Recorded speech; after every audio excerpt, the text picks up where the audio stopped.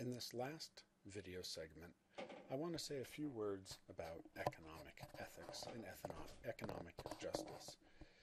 We know that prices can act as information sources about scarcity relative to human wants and needs, and we know that prices can act as incentives for consumers to be careful in consuming that which is scarce and to give sellers more of an incentive to supply things that are scarce. But it's also going to be true that prices are going to act as distributors of economic welfare. And in particular, what most economists think is the primary explanation for income essentially comes down to what we call the theory of marginal productivity. And the theory of marginal productivity, in a nutshell, says that people who are willing and able to generate a lot of high-value output for firms are valuable to firms, and firms are going to be willing to pay a significant amount for people who are willing and able to produce a lot of revenue and profit for them. On the other hand, people who don't produce a lot of revenue or profit for firms are not very valuable to firms. And so those who are least willing and able to supply goods and services that are valuable to other people are going to have low income. So some people find this very reassuring, that we have a prediction that a significant amount of income is explained by differences in how much people produce. But other people find it more disturbing, and in particular, the able part. They will typically say, well, some people are able to contribute a lot, and other people are unable to contribute a lot. And maybe we're uncomfortable with the fact that we're going to have inequality among people based upon their abilities, because people may not be entitled to the abilities that they've inherited through natural luck or through their social inheritance.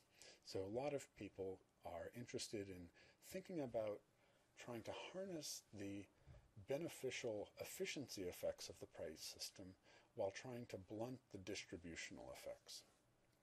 And a lot of economists spend some time thinking about how can we get the highest possible trade-off, the highest possible PPF for a trade-off between efficiency and economic equality. And we'll explore some of those issues later when we talk about price ceilings and price floors and taxes and so on.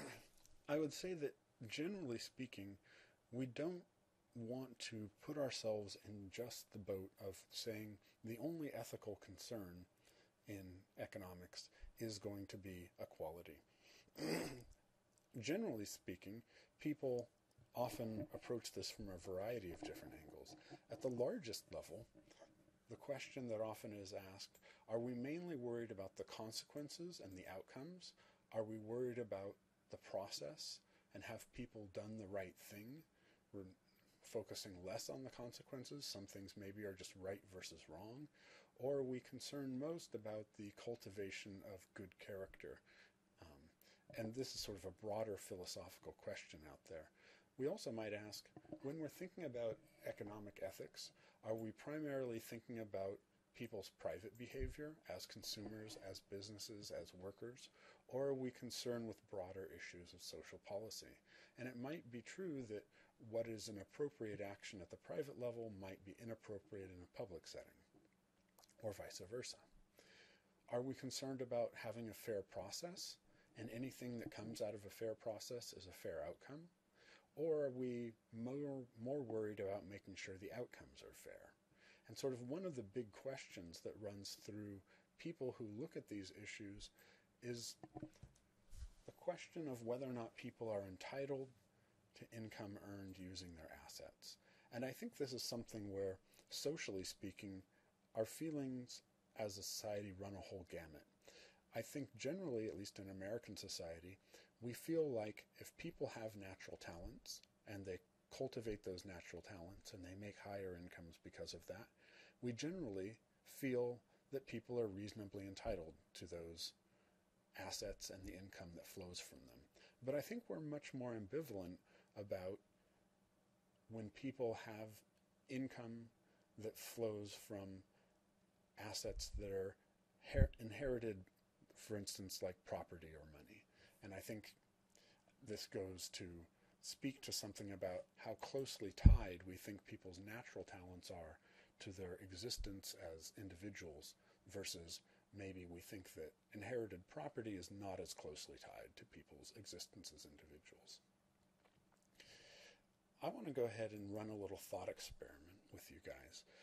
And essentially I want to point out that a lot of issues in economic ethics are probably more complicated than we would think. So for instance, it often seems to be people's intuition that it would be more fair if the gains from trade were divided more equally, so that buyer and seller are benefiting relatively equal amounts. And certainly that seems plausible as a criteria of fairness. But let's think about a situation where we have something like food, where the demand is price sensitive, or what we would call inelastic in technical terms, and where supply is price sensitive. And if we had that situation, the demand and supply curves would look something like this. The supply curve would be very steep, the demand curve would be very steep, the supply curve would be relatively flat. And if that's true, we're going to have consumer surplus be a lot bigger than producer surplus. So, if we wanted to make the gains from trade equal for the two sides of the market, that would mean that we would have to push food prices higher. And I think that is not what most people would think is a desirable situation in terms of economic ethics or economic justice. So I think really we need to think these things through carefully and think about what the actual effects would be in these situations.